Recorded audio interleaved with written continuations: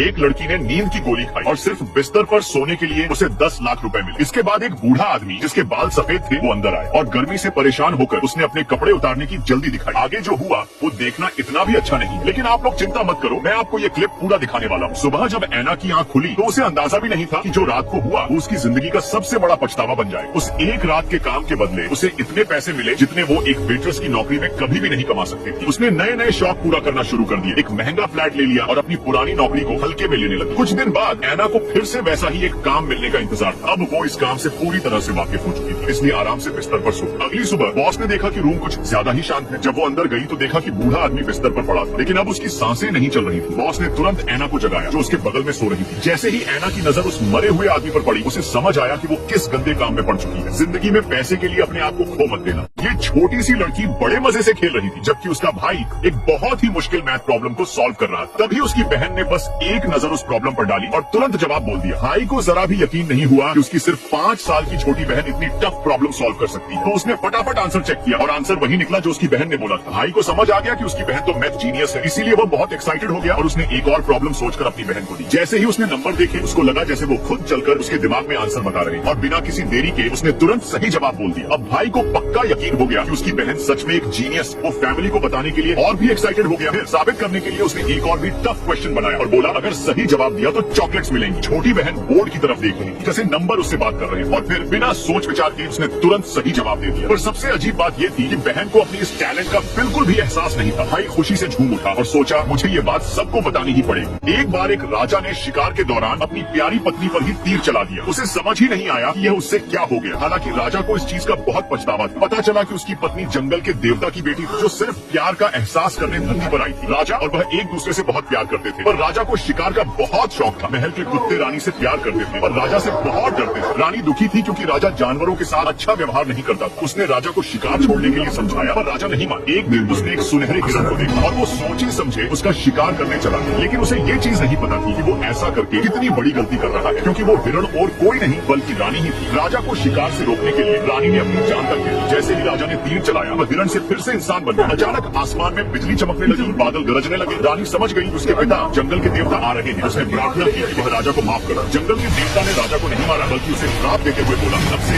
यह एक दरिंदा जानवर बनकर एक अंधेरे महल में रहे। इसका श्राप तभी टूटेगा जब कोई इससे सच्चा प्यार करे। सालों बाद एक सुनहरी हिरण एक लड़की को जंगल की तरफ ले गई। वह लड़की रानी की पुनर्जन्म रूप थी। अचानक वह हिरण हवा में गायब हो गई। लड़की नीचे झुकी और देखा वहाँ रानी की पत्थर की मूर्ति थी। लोग बीच पर धूप के मजे ले रहे थे। तभी अचानक समुद्र से एक बड़ी सी पानी की लहर उठी और हवा में ही फ्रीज होकर एक आइस की दीवार बन गई। अगले ही पल पूरा समुद्र एक फ्रोजन वेस्टलैंड बन गया। ये देखकर लोग घबरा गए और भागने की कोशिश करने लगे, लेकिन वो आइस वेव तेजी से फैल रही थी और अपने रास्ते में आने वाली सभी चीजों को फ्रीज कर रही थी। देखते ही देखते लोग बर्फ के स्टैच्यूज बन गए। बीच पर हजारों लोग थे और सिर्फ कुछ ही मिनट में सब ठंड के कारण मारे गए। एक बेचारी औरत सिटी की तरफ भागने की कोशिश करती है, लेकिन गाड़ियां भी फ्रीजिंग टेम्परेचर को बर्दाश्त नहीं कर पाई। बर्ड्स आसमान से पत्थरों की तरह गिरने लगे। लड़की बेचारी गिरते हुए मलबे से बचते हुए भाग रही थी, लेकिन तभी एक एरोप्लेन का इंजन फ्रीज होकर सीधा आसमान से उसी छोटी गली में गिरा जहाँ से लड़की भाग रही थी। अब वो एक डेड एंड में फंस गई थी और निकलने का कोई रास्ता नहीं। तभी दूसरी तरफ एक वेदर सैटेलाइट स्पेस में डिस्ट्रॉय हो गई। ये देखकर कंट्रोल रूम के लोग खुशी मनाने लगे, लेकिन उनकी खुशी ज्यादा देर तक नहीं टिक पाई। एक और वार्निंग स्क्रीन पर फ्लैश हुई। इस बार एक और बड़ी सुनामी एक अलग सिटी की तरफ बढ़ रही थी और इस बार उसके रुकने के कोई आसार नहीं थे।